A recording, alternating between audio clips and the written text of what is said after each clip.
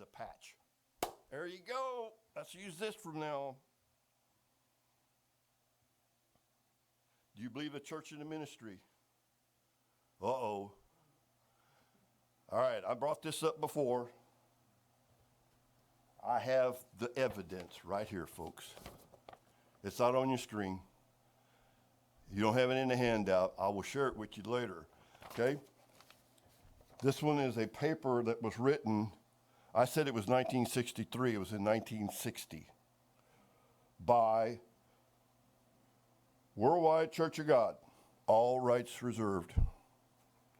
And it was, they took 2 or 3 shots at it. It was also revised in 1972 and 1974. And I highlighted this because what the paper said, the beginning of this month of all God's months generally occurs at the appearance of the first faint crescent of the new moon in the west just after sundown. Oh, you got to do it from the conjunction. Folks, these guys knew about this, okay? And it also gets into the Hillel second calendar. And they didn't change it. They wrote a paper on it, but that's as far as it went. Because people kept asking about the calendar, All right, here's another one. Church of God, a worldwide association, Inc. The Hebrew calendar, it's a study paper. This one was in 2013. Again, they knew what the answer was, but they didn't want to prove it. They tried to prove it because there's some truth in here, and there's some non-truth in here because they're confused about. Do you remember those double meanings? We're going to get to that too. You know, the words that have 2 meanings, and they're totally this far apart. Okay, the thing is, they didn't want to cause division in our church. Because if they do, they're going to lose everybody. No more money. I can't control nobody if they're not here. That's where we're at. So I'm going to say, are we in diaspora? Are we right now, as a group, as a church, in diaspora? And which means we're scattered, we're confused. Nobody's doing the same thing, you know. I mean, we had a message up here several months ago about unity of faith. Why can't we all do the same thing? Well, we can. We're just getting in the way. All right. Mark 13:22, bottom of 4. False prophets. False messiahs and false prophets will appear. They will work miraculous signs and do wondrous things to deceive, if possible, those whom God has chosen. Again, the elect. Jeremiah 14:14, lies in my name. Then Yahweh told me, these are the lies that the prophets are telling in my name. They claim that I sent them, commanded them, and spoke to them. Does that sound familiar? I mean, they dreamed up the visions they tell you.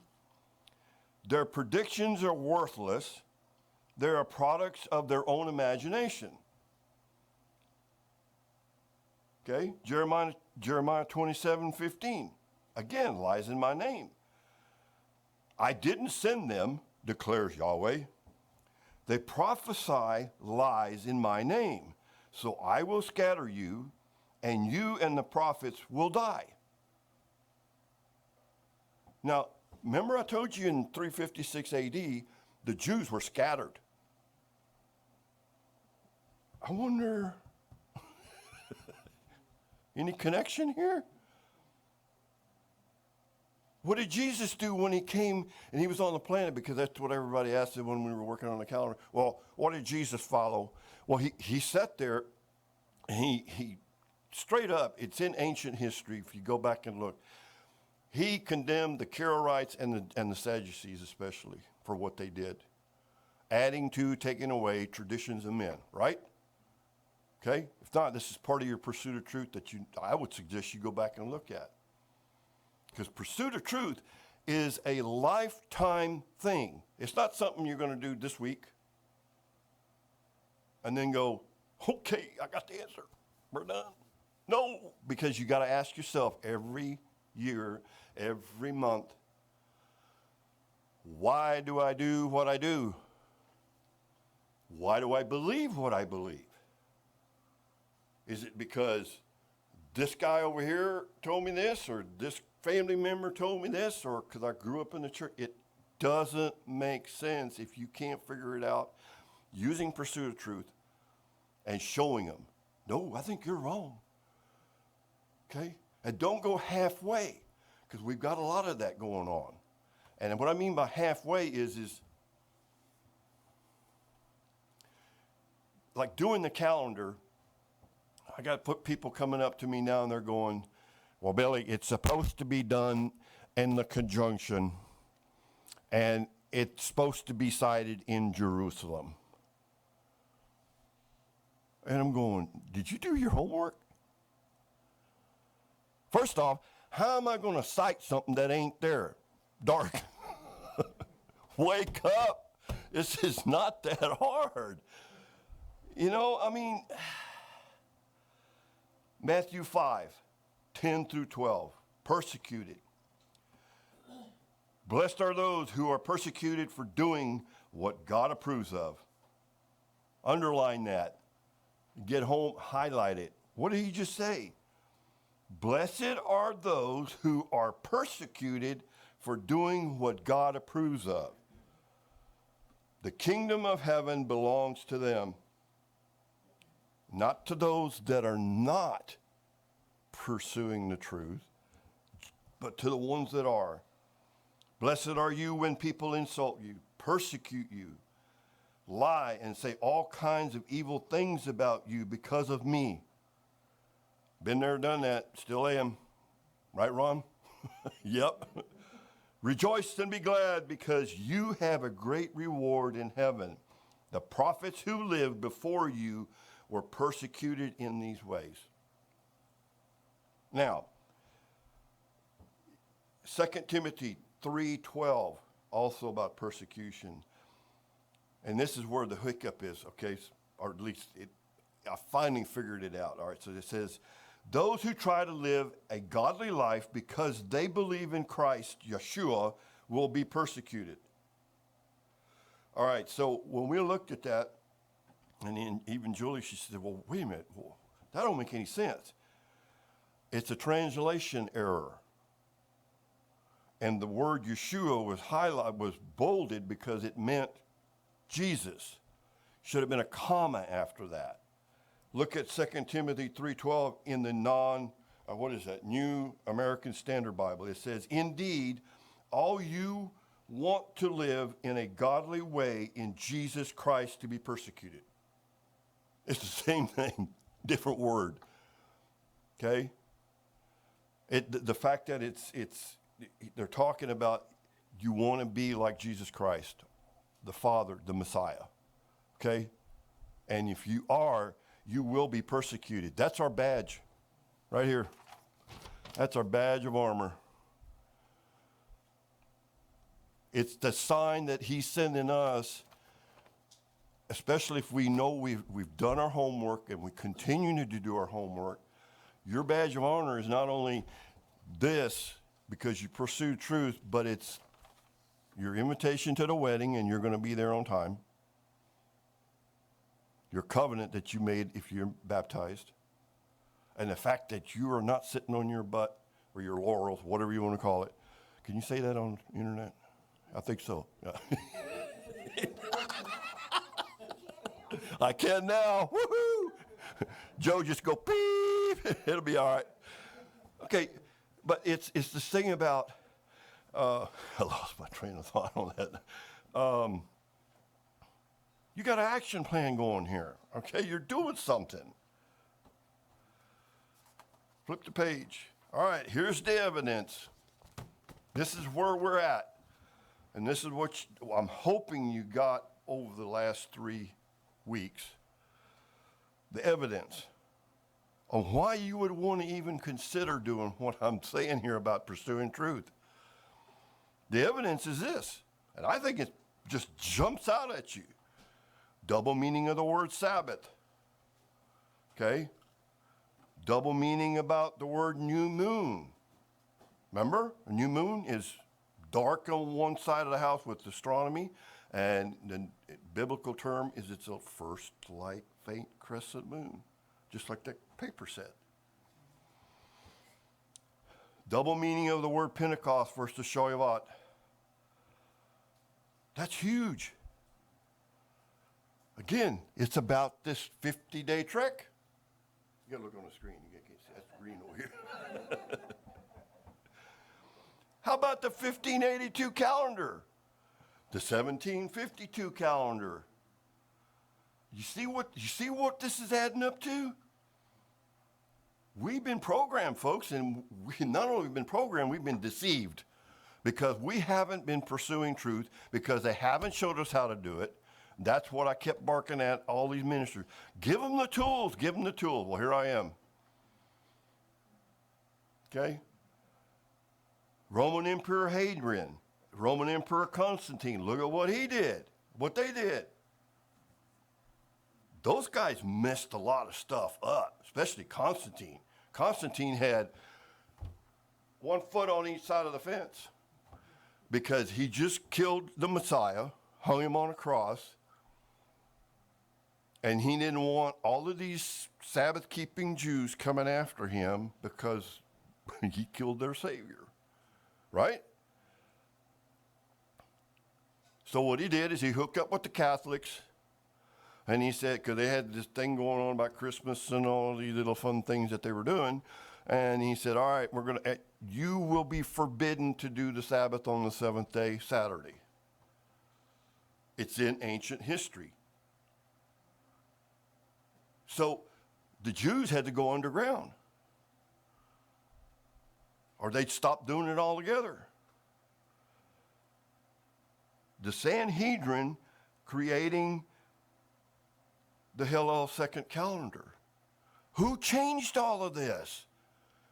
Again, this hasn't just happened. It's been going on for thousands of years. And we haven't been taught how to pursue truth. These are the tools. And let me tell you, the first month or so, it's going to be like the first month that we were out, or first couple of 3 months, at least it was for me, going out and sitting in my backyard with my wife in 2 chairs, swivels, watching the new moon come up in the west. It was awkward. What am I doing here? Until that moon showed up, I'm going, wow, what a sign. Oh, what a sign. What a sign between me and the Father.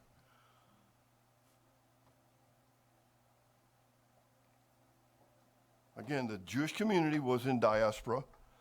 So why are we following that?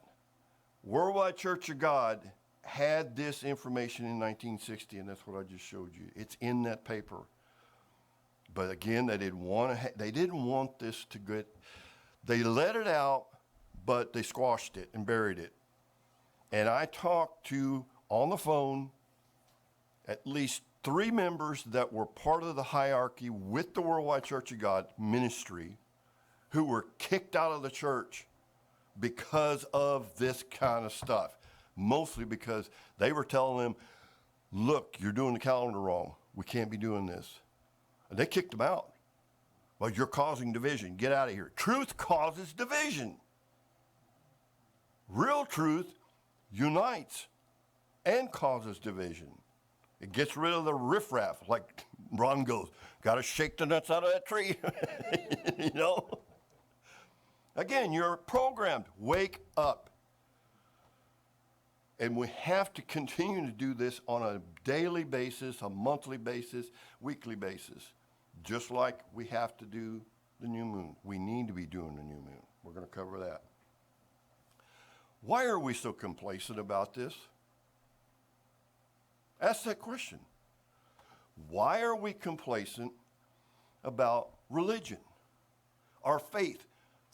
You know, the world out there is going, oh, we need to pray for America. Why? He ain't listening. We kicked him out. We take him out of our schools. We take, out of our, I think it's only in maybe a few of the main buildings. The Supreme Court, I think, has the Ten Commandments still. But outside of that, everything else is gone. Oh, come on, help us. And we're going, nope, we're pushing him away. Pushing him away. Okay? Why are we worried about division in the church? If it's truth, then what is the problem? The problem is that if it is not true, then we got a problem. Okay? And the only way we're going to, again, we can't convince these people. All we can do is just show them this is where the information came from. You can't go halfway, meaning, oh, well, when I finally got what I wanted to know is the answer, we stopped. Again, a lot of things got dug up when we Googled in ancient biblical history way back when, and that was done because of the question that was asked, what did Jesus do? I can't find out until I go all the way back there. Okay? Remember, I told you last week, I think it was about the Pharisees. Everybody poo-poos on the Pharisees. Ooh, they're bad people. But the Messiah said, well, okay, look, he admonished them for adding to the law, like all the Jews did, but they had the truth. They were keeping the true calendar. And he said what? They will sit at the right hand of Moses' seat. Say again? Sitting in Moses' seat. Did you look it up? Okay. Off the internet. So they were admonished for doing traditions as men, but they were also told that they did good. The Sadducees didn't. He beat them to the pulp. Okay? Karaites, same thing. Bromites, same thing. So again, quit telling me that, Billy, don't worry about this. The oracles of the law were given to the Jews. I don't care. They got it wrong, and you need to own up to it. If you don't like the answers, click the channel. All right. Again, didn't you receive an invitation to a wedding? How are you answering that wedding? And this next one, I think is probably one of the most important things. The young generation sees this lie and hypocrisy in the church. Don't kid yourself.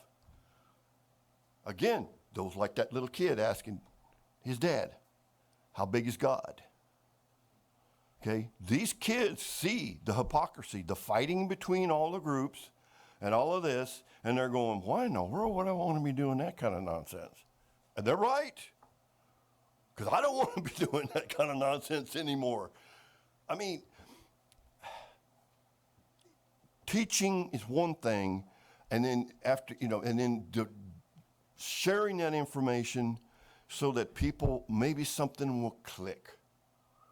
In their mind, just because of what you did. Again, Matthew, letting your light shine before men.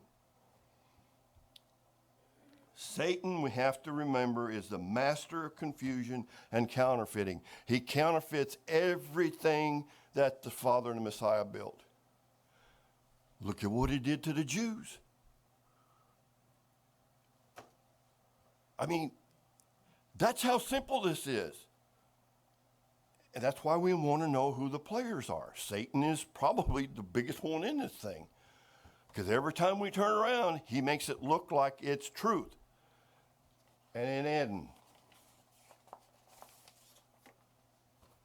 Greatest enemy of knowledge is not ignorance. It is an illusion of knowledge. And that's what Satan's doing to us. He's throwing an illusion of knowledge and truth. because the church is over here barking at us about this, and we haven't got off our duffs and sat down and figured out through pursuit of truth whether or not it's correct. But we're following. We're doing it. Off the cliff we go. Again, after leaving Catholicism at 45 years of age, this is important to me.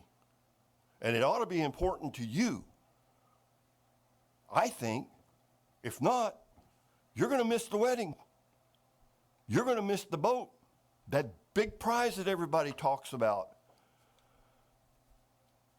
You know, I had this one minister just this last week. He told me, he goes, Church of God minister. So how you been doing? Oh, I'm doing great. Worshiping and praising God. And I started to ask him, I said, don't do it. Which God? Which God?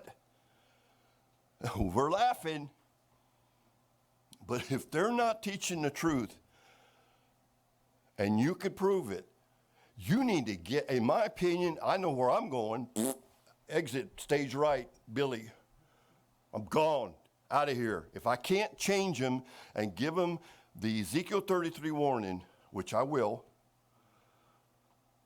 warn them, and it says plainly, dust yourself off and move on. Because I'm not getting bogged down in that garbage anymore. I spent 45 years being lied to, and I'll be golly if I'm going to have it done again. Not going to happen. At least if I can help it, okay? I know pursuit of truth really helps with that. Okay? Again, hang this on your wall, pursuit of truth. Again, a sign between you and the Father. That's huge. A sign between you and the Father. A new outlook on our faith. What are you talking about? New outlook. You got to change. Are y'all practicing that little exercise in your mind, closing your eyes and then going round and round? You know, you got to do that. And the Father and the Messiah being the potter, and you're the clay, and he's molding and fashioning you into the image of him. It says that. The new outlook is becoming a new man. Go and listen to Ron's sermon, message about that, a new man. Ties right into this. Again, be that lion, okay? Be bold, but approve yourself.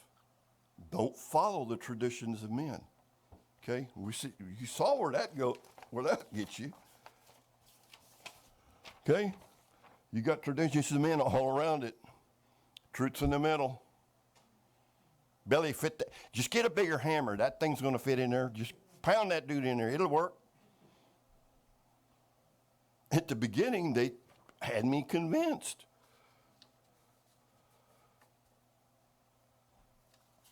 So a new outlook on our faith. Should we actively participate? We should be actively participating in religion. Actively participating. Okay? And I don't mean going to the bingo or whatever they got going on. That's, Ron goes, yeah, big prizes, right? No, here's the action right here. Pursuit of truth, action. It's hard to unite in faith if everyone has their agendas. So first you're going to have to expose what those agendas might be, right? Okay? Actively participating, being a sign between you and the Father, sighting the first crescent new moon every month. Well, where does it say that? It says that 350 times or better in the Bible, in Scripture. It says, screaming it at us, keep my new moons as you do my Sabbaths and my holy days. Why is it set up such a high deal? I kept asking that question. Because a group in San Antonio that we were following for a long time did the new moons. They would meet. But they couldn't explain it. Why? Why are you doing this? Well, we're doing it because it's a sign telling the Father and the Messiah, one telling the Messiah, yeah, I'm your bride, here I am. And telling the Father, look, I'm doing your manual, okay? Keeping track of every month. Why is that important? I mean, you go out inside a new moon, you figure out, we say it every week here, what month it is in the Father's new year. Why is it important? So you're not late for the wedding. And you're not late for the holy days. And at atonement, you're not dead because you showed up a day earlier or a day late or a week late or even a month day or later. What? I mean, keep track of that stuff. Participate. Do some active stuff. Know the Father's agricultural calendar. It's an agricultural calendar. If you're doing this, I promise you, you won't get confused when you're looking at the Gregorian calendar and you go, and it's all of that nonsense going on, and it's not fitting.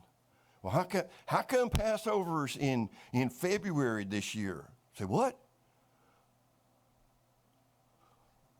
If you're keeping track of the months, you know what month you need to be in, and you know that first month, because if you know the Father's calendar, agricultural calendar, you know that it begins in spring.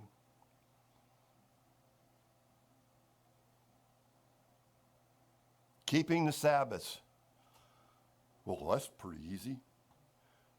Have you actually gone back and looked if the Sabbath is still on Saturday? Because I did. I wanted to know, right, Julie? It's like, because I had all my band members coming to me with calendars showing that the seventh day was on Sunday. Right here. Just like it did in this calendar. Okay? It's seventh day was on Sunday because they moved it. They messed with it. Again, they changed the plan. And people followed this stuff. Still are.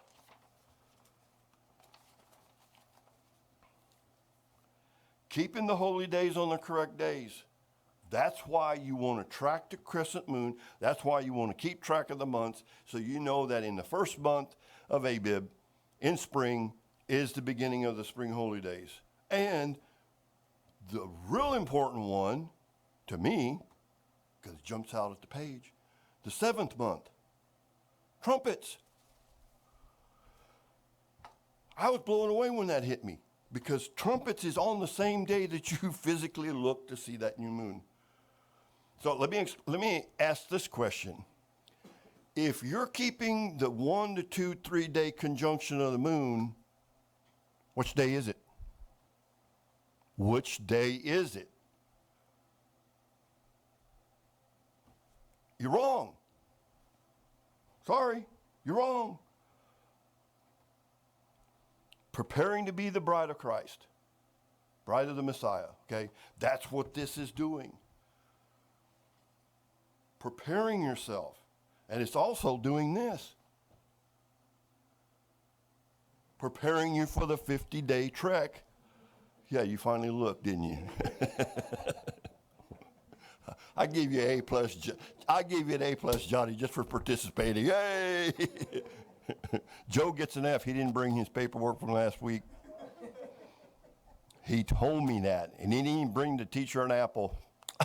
Really? The dog ate it. Oh, sure. I mean, see how this is important? Oh, well, don't worry about it. I got this little blue card, but is that blue card right? Now, we tell a disclaimer with our calendar that it's all based on the fact that it has to be that sighting of that first crescent moon. We're not trying to play God. We're not trying to, yes, we're able to look in advance with astronomy to see a lot of these things, but we're still doing the physical sign between us and the Father, which is getting out there and every month sighting it, seeing it. Again, you're pursuing truth for the rest of your life, not just for a short period of time. Stop assuming that the church has got this, and they're correct. I've given you enough ammo here I hope, to wake you up to say, well, maybe not. Maybe not. And you're going to have to be like that lion, and you're going to have to put on your badge of armor, okay? And you're going to have to hold up your sword and get to work. Look at the whole church. For the most part, it is stale.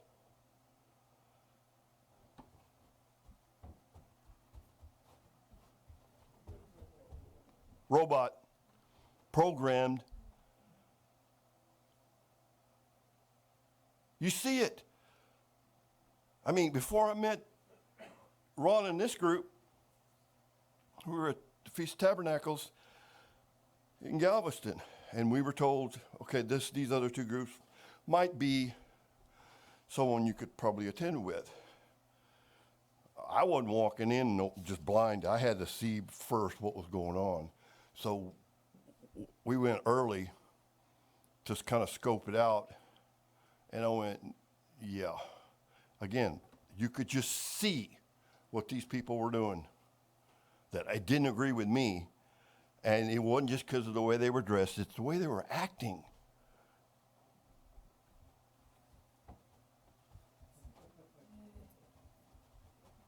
They were programmed. They were like robots. Oh, they were worshiping and singing praise, all that good stuff. But it wasn't in here.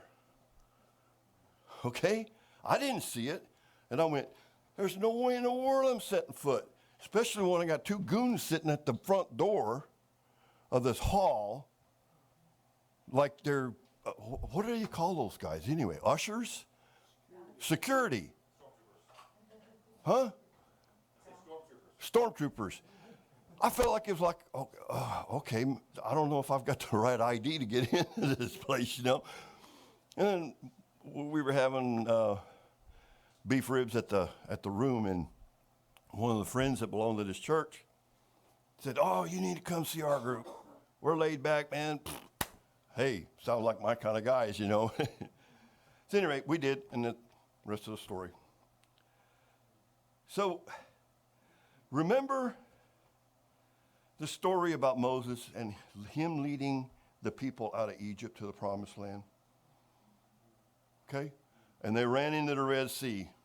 Oh. And everybody's going, you let us into a death trap. And you took the long way around. What are you doing? And remember, these folks that were being let out did not have the truth yet. Because they were going to be on this 50-day trek to Shavuot to learn and then be handed the Torah. What happened? Well, Moses got the instructions. There it went. Red Sea parted, dry land. Here we go. But what about these guys behind us? Hey, the Father's got this, don't worry. He destroyed them. Did our church leaders lead us into the death trap? A death trap. And say it again. Now, I'm not counting you in this, Ron. Did our church leaders lead us into a death trap? Hiding the truth so not to cause division in the church. Where's the parting of our Red Sea? Pursuit of truth. Being like a lion. Okay? Holding up fast to our badge of armor. Seeking, proving, and implementing. What we now are going to learn is truth. Now, if you can't do this by yourself, I would suggest what you do is come together with other folks of like minds that you know and do this kind of thing together. Because what it'll do is somebody will go, well, wait a minute. Hey, over here on page 418, it says something totally different. And I looked it up on the internet, and it said in ancient biblical history, in 356 AD, this happened. Common sense, put it all together and go, okay, that's how you find the truth. And then hang on to it and check it every year. That's the way you grow. And that's why you are to come to him not empty-handed 3 times in the year. He doesn't want your money.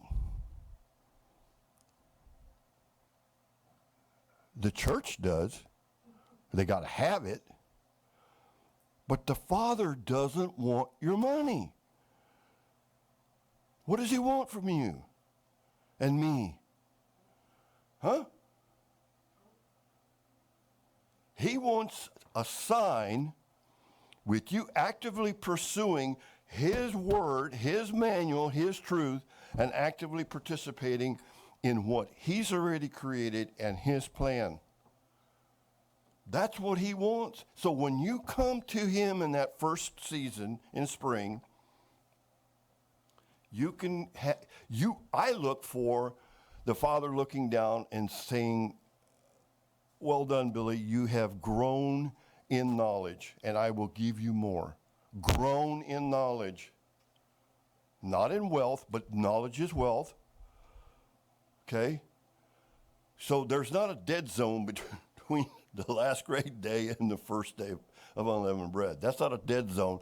That is a time when the fields are prepared, the barley and the wheat are sown, and it starts to grow.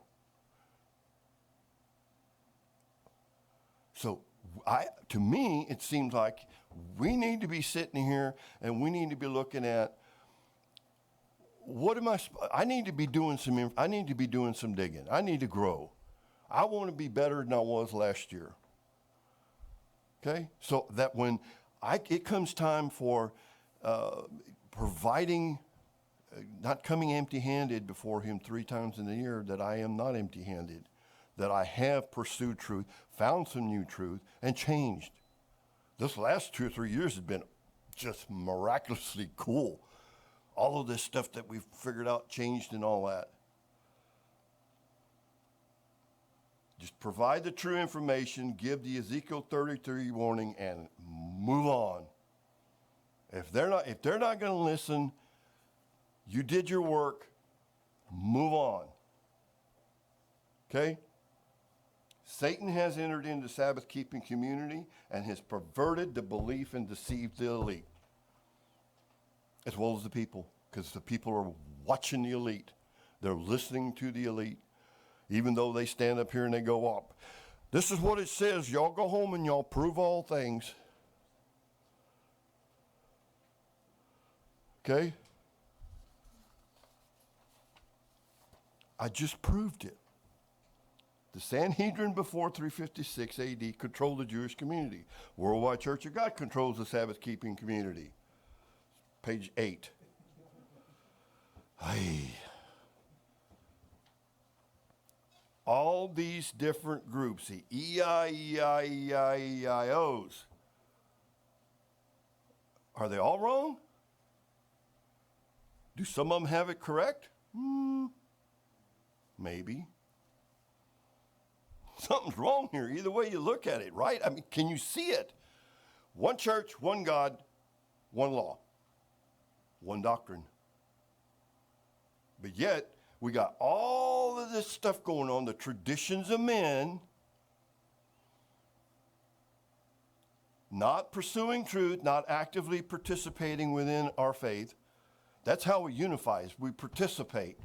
And then people are going, what's Billy and Julie doing in that backyard facing west again? I've seen them out there every month, even when it was cold.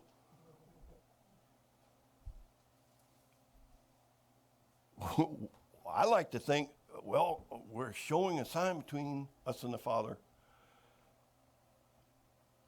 Ask the questions like a child would, okay? here's something to consider. If we are not actively showing the Father a sign that we are one of his people, using the signs the Father instructs us to use, the ones that are already in his plan, in his book, not something that some E-I-E-I-O made up. In his book, he has the plan. Get out of the way. You're supposed to mute those kind of things, lady. Not in the middle of a message like that. That's rude.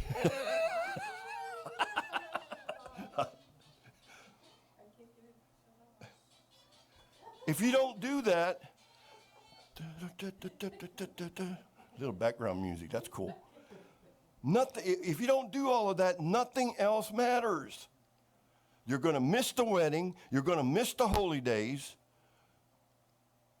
You sure aren't going to know when the wave sheaf starts, because you're all, covered up in all this stuff that's been taught to you. Oh, y'all just don't like Sunday. You just hate Sunday. You won't start on the Sunday like it says, the day after the Sabbath. No, it's a double meaning, folks. It was on the 16th day. Forget it. Because he will vomit you out of his mouth. Because we didn't follow the manual and the instructions. That simple. Again, Revelation 3:15 through 16. I know your works. He already knows we're going to do this. He had it figured out. He created us. That you are neither hot nor cold. Boy, I wish you were cold or hot. Make up your mind. So then, because you are lukewarm and neither hot nor cold, I will vomit you out of my mouth. I mean, how much plainer do you need to get? James 1:22 to 25. Do what God's word says. Don't merely listen to it, or you will fool yourselves. Down to 25. However, the person who continues to study God's perfect laws that make people free and who remains committed to them will be blessed. I highlighted, bolded that. Will be blessed. People like that don't merely listen and forget. They actually do what God's law says. He has a plan. Who changed the plan? Are we correcting the plan? John 8:32. You will know the truth, and the truth will set you free. And then this phrase below, if we continue to use this phrase, even when confronted by facts to the contrary, meaning I have truth, most people will fight for and defend their comfortable and long-held beliefs and traditions. And that is a fact. And unless you're pursuing truth and worried about showing the sign between you and the Father, keeping the holy days correctly, you'll lose the big prize. You're going to miss the wedding. That big prize that I'm talking about is the first, being in that first resurrection. How are you going to be in the first resurrection if he's looking down? He can't see you because you're not showing him the sign. Okay? It's not going to happen. There's only one God, one church, and one plan. The other one's Satan's. The pursuit of truth is a journey for life until he calls you. You should be doing this. We all need to be doing this. I try to do this all the time. Day and night, monthly. I had another handout. We ain't done.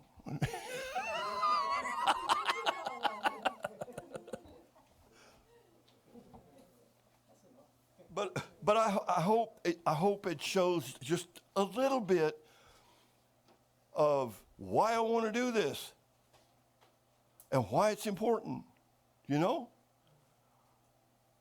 All right. Now, I'm getting that international citizen. Wrap it up. I'm done. All right. Thank y'all again. And I believe Mr. Harmon's going to do one next week. Pot 3.